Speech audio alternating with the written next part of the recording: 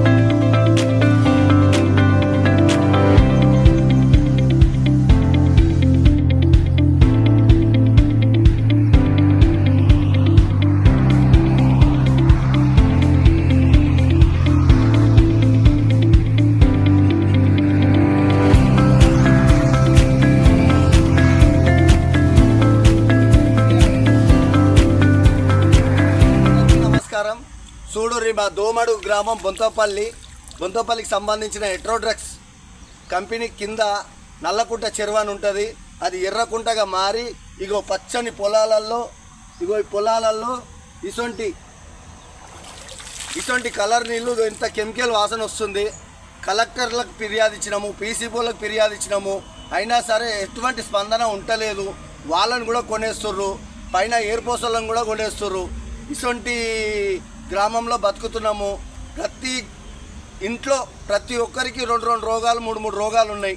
కంపు వాసన చాలా, ఎంత అంటే దరిద్రంగా వస్తుంది వాసన. కాకపోతే తప్పదు కాబట్టి ఈ కడుపు కోస పిల్లలకు కానీ ఎవరికి కానీ తగలొద్దని ఈ ఉద్దేశంతో దిగి మరి ఇలాంటిది పంపిస్తామనే ఉద్దేశంతో వచ్చినాము. ఈ దురద బాగా, చాలా దురద కూడా వస్తుంది.